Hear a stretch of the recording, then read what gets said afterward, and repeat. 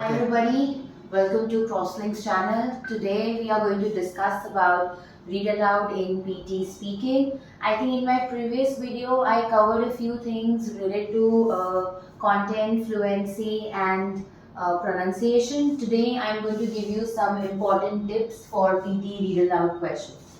So as you can see, I have written 8 tips out here on the board and we are going to discuss the same. Starting with the first one, it says pick some difficult words every day to practice. So of course, you know that certain words which are difficult like psychology, like significant, the word statistics, statistical, these words when we speak in a flow, we try to maintain a kind of rhythm, but we are not able to do so because the pronunciation is slightly tricky. So I always suggest my students to keep practicing difficult words every day, at least 5-6 difficult words every day to improve your overall reading, and you can maintain a rhythm and a flow as well.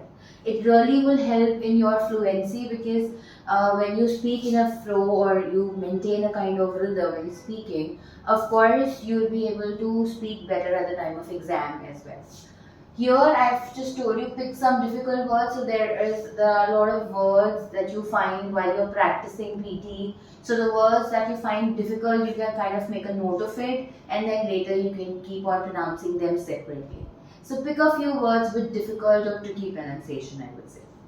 Next is fluency is the key. In my last video as well, I emphasized on the fact that if I am not a fluent speaker or a fluent reader, of course my marks will be reduced or deducted for certain like pauses or the conversation fillers like ers and ums. So if that so happens, I suggest that try to be fluent in speaking. For that as well, I have written more things out here. It says maintain the rhythm, flow and avoid unnecessary pauses. So if you see, you cannot have pauses like, for example, if you are reading, there is a pen kept in the drawer of my room or of my classroom. So you cannot read that slow and you can't even read that fast. There is a pen kept in the drawer of my room. So of course you have to maintain a particular flow of speaking where you emphasize on certain commas and full stops as well. The pause is not for long, but yes, a fraction of a second you need to have such pauses. But apart from that, all unnecessary pauses must be avoided. Also, that will hamper your fluency. So of course, I do not need to talk about fluency here because of course, when you have pauses, your fluency is automatically hampered. That will again reduce your marks in PT. So of course, pay attention to these things. Moving forward, skip difficult words. Of course, I do not tell you to make it a habit, but if there are certain words which you find really difficult and you are not able to pronounce, instead of trying to pronounce, try to skip the word. I generally have seen that there are only 1 or 2 words in the entire text that could be difficult, but again, if there are 1 or 2 words, you can try skipping them so that it does not impact majorly on your fluency and also on your pronunciation. Yes, the marks of content will always be minus from it because when you talk about pronunciation and content and fluency, they all go hand in hand.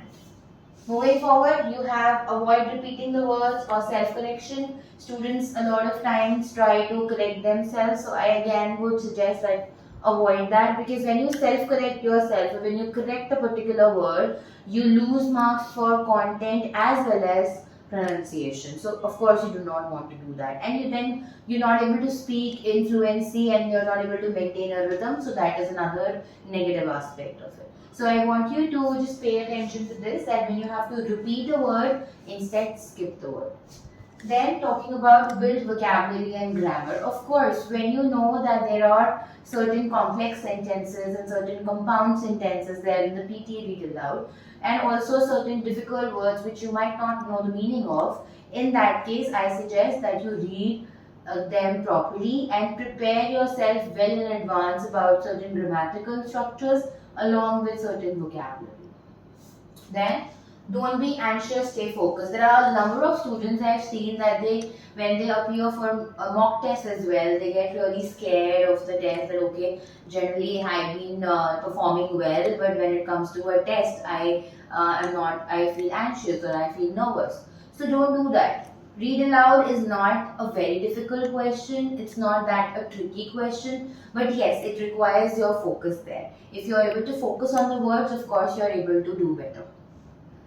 The final thing I tell is consistent practice. This is what I told when I shot my last video as well, when I also talked about that practice is yes the key to success. The more you practice, the more you are there, closer to your marks, closer to your accuracy, closer to your efficiency.